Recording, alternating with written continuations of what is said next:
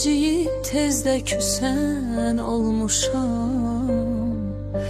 Qəfil gələn qonaqdan biraz acıq nəvaziş umursayan olmuşam.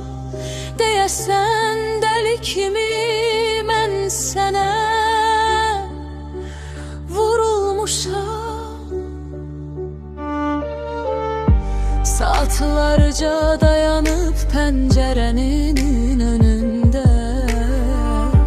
gözləyirəm mən səni, bəlkə yenə təsadüfən küçəmizdən keçərsən. Məğrur yerişlərində addımının səsinə belə ehtiyacam mən. Sən də düşünürsənmi görən məni hərdən hərdən? Gündüzümü gecəmi sənə həsr edən gündən itirmişəm başımı.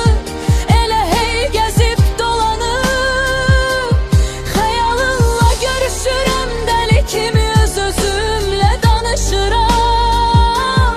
İtirib burada məni özümü səndə tapmışam. Bağışla məni gülüm, səni də yolundan etmişəm.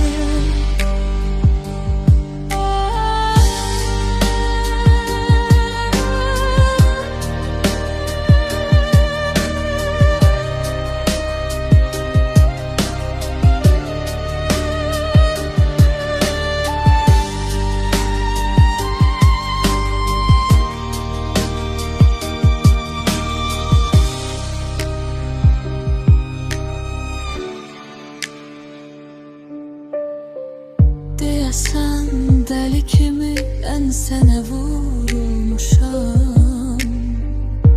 Zaman, dünya, məkan fərqində deyiləm ki bu sevdanın cəzbinə. Düşəndən mən ateş olmuşam. Qəlbim başqa ritmdədir, sənə ait bir dünya olmuşam. Gündüzümü gecəmi sənə həsr edən gündən itirmişəm başımı.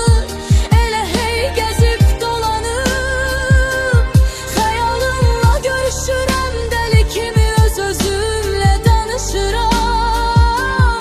İtirib burada məni özümü səndə tapmışam. Bağışla məni gülüm, səni də yolundan etmişəm.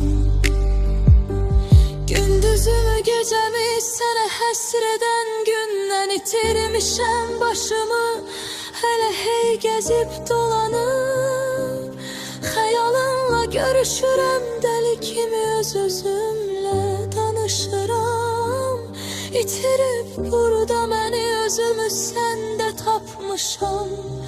Bağışla məni gülüm, səni də